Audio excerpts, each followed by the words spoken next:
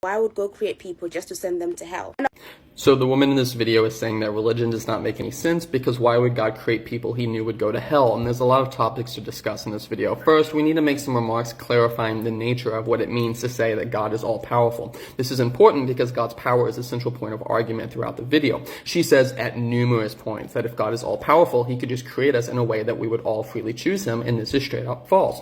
Omnipotence, or being all-powerful, does not mean that God can perform acts which are logically incoherent. Throughout the entire history of theistic thought, pretty much everybody has recognized this. Similarly, God cannot make people freely choose him. If God makes you choose him, it was not free. This woman just does not understand the meaning of the words all-powerful. So this raises the question, why did God create a world with all these people who would reject him? Why not just create the people who God knew would choose him? And the problem with this question is that it fails to recognize that our context and our situation affects what we would freely choose to do. If God never created all the people who he knew would reject him, that world would look completely different and would thus likely affect the decisions of many creatures. It may be that a world in which nobody rejects God is a world that only has 3 people in it. It may be that any world in which God creates free creatures is also a world in which some reject him. I think God knows what every creature would freely choose to do under any circumstance, and he uses that knowledge in the act of creation. It may be that a world in which this many people freely choose to come to God is also a world in which many reject him.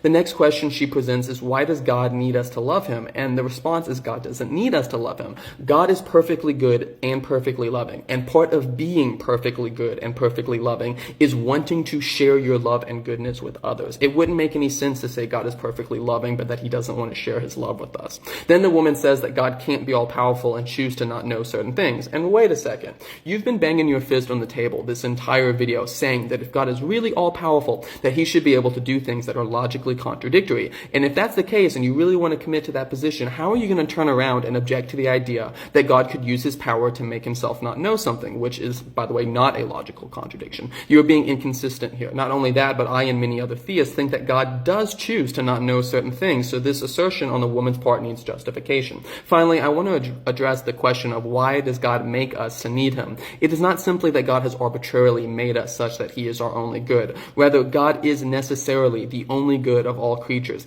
The idea that there ever could be any other good is an atheistic dream. God, in a sense, says to man, you must be strong with my strength and blessed with my blessedness, for I have no other to give you. That is the conclusion of the whole matter. God gives what he has, not what he has not. He gives the happiness that there is, not the happiness that is not.